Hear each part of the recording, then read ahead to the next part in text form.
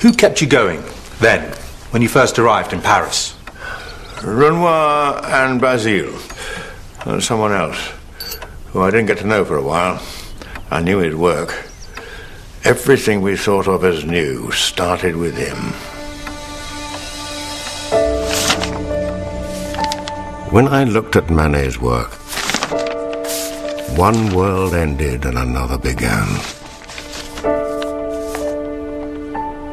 The women in his paintings were unconventional. His great muse was Victorine Meurent. Look at me, Victorine. Straight at me. Turn your face towards me and look at me. You're not going to paint me looking straight out the canvas, are you? I'm a god. There are cherubs circling my head. This is Paris in 1862. Only one of those is true. This is Paris and it's 1862. This is how we live now. Is this what growing up in a house of Puritans has done to you? Most probably. What did you think about my picture? I retouched it. I asked your opinion. My opinion was that it needed retouching. Would you retouch a digger? No, because it'd be an insult. You're just starting out. Oh, and you're no master, are you? I'm master of your time while you're in my studio. Can I rest a moment? No. My back is stiff. Look at me, Victorine. Look at my face. You can remember what I look like for a few minutes. I can't. I can only paint what I see. The peaches aren't going to last, but that's peaches for you. Suzanne was his anchor. They married around this time. It's 3 o'clock. Has he given you any lunch? No. Well, then he shouldn't blame you if you eat his props. He does the same to me when I sit for him. You must be cold.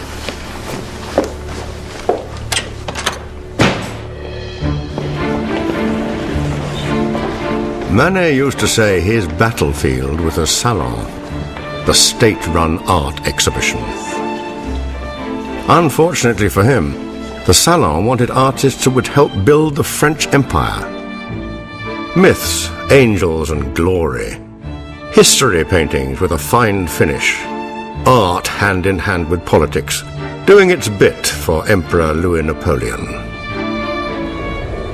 Sadly, the Salon's yearly exhibition was our only real hope of getting work seen and sold. It was presided over by the Marquis de Chenevière.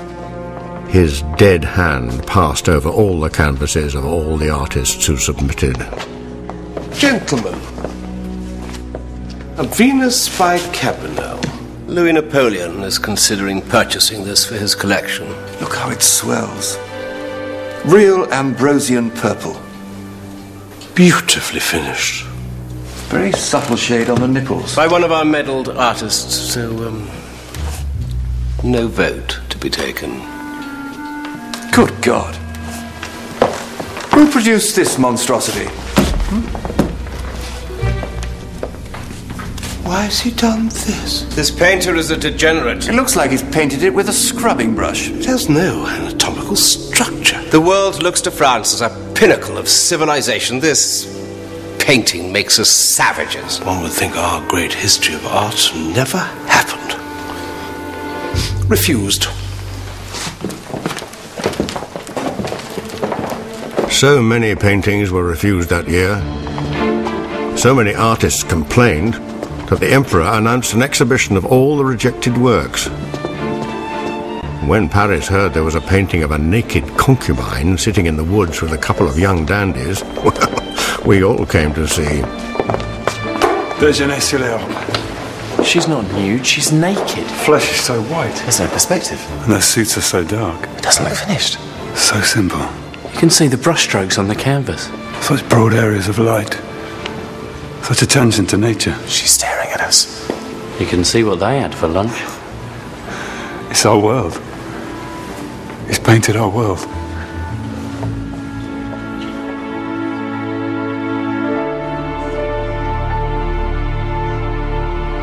When I looked at Déjeuner, I saw the very thing I'd been moving towards. Not ancient Rome or ancient Greece or Mount Olympia, but Paris.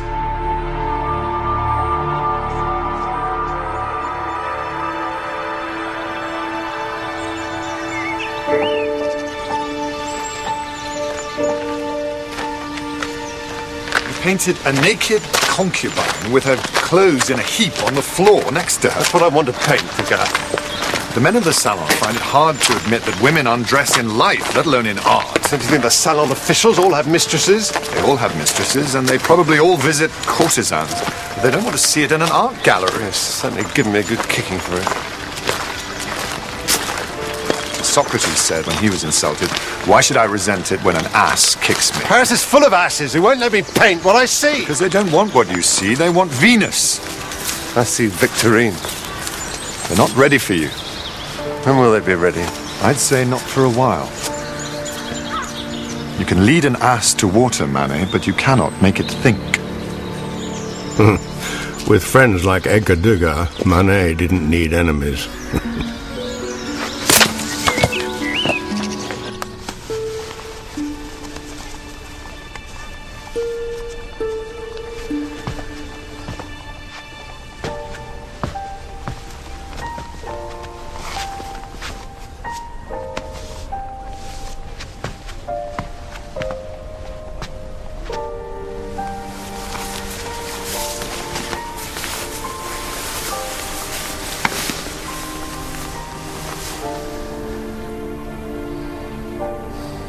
Make yourselves at home.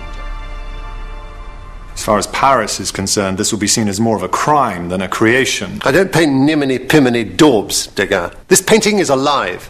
Olympia is alive. Where's your veil of mythology? He didn't give her one. That, my dear, is quite apparent. Here is a modern Olympia. Our Olympia. You won't find her in mythology or antiquity. I know exactly where you'll find her. I could tell you what door to knock on. What's that? Black cat. Beelzebub himself. I needed a touch of black.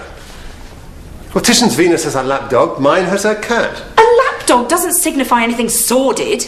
The salon will have a field day. Where on earth did he pick up this yellow-bellied odalisque? And he has the gall to call her Olympia. Thank God I didn't bring my wife. When art stoops this low, sense is too good for it. A puny model laid out on a sheet who couldn't move her arms and legs if she wanted to. The least woman has bones and muscles and skin, some sort of colour, but He's trying to do something else. something else that isn't art. It is art about real people and real things. You may be the art critic, Duranty, but as far as I am concerned, reality and art are two very different things. Filthy, disgusting, It will have to be moved.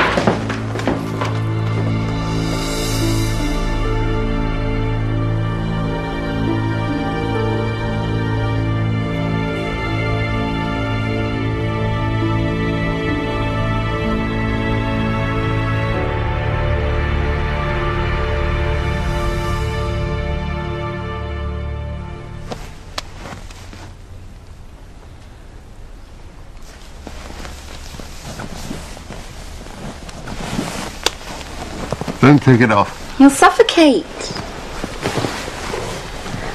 What are you doing under there? Protecting my head from the insults that are beating down on me like hail. You knew this would happen. I didn't. You said you didn't care what people thought. I didn't know it would be this bad. They were attacking the painting with umbrellas. I know.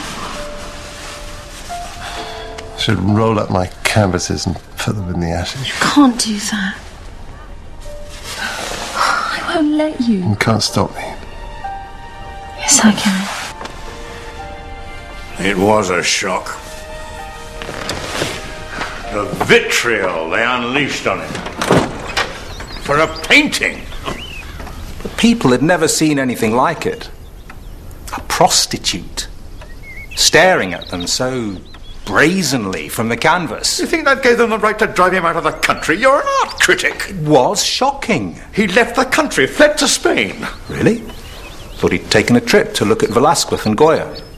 I thought you'd come to ask me about my life and my friends. If you think you know about my life better than I do, why don't you write it and let me get on with living it?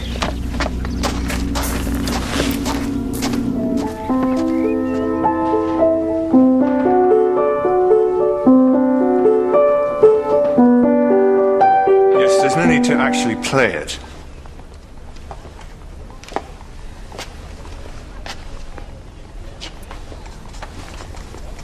I'm doing a painting of the execution of Emperor Maximilian of Mexico, with the executioners in French army uniforms.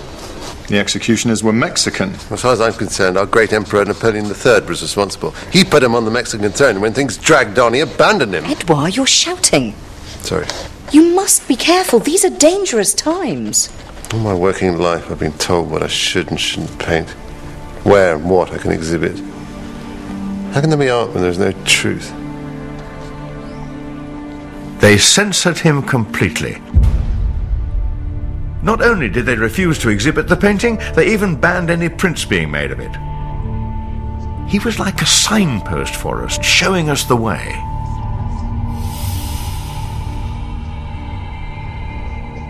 It's just ridiculous for an intelligent person to expose himself to the administrative caprice of the salon year after year. I mean, especially when awards and medals hold absolutely no interest at all. But what choice have we got?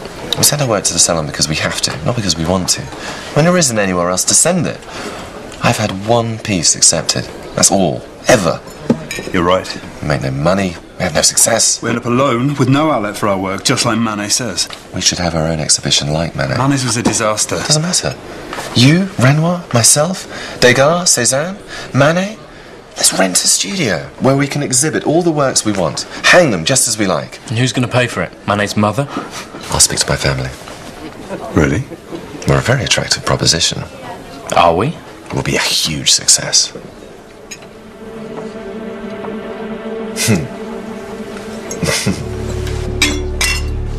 Everything was changing. Just when it seemed we had found our way.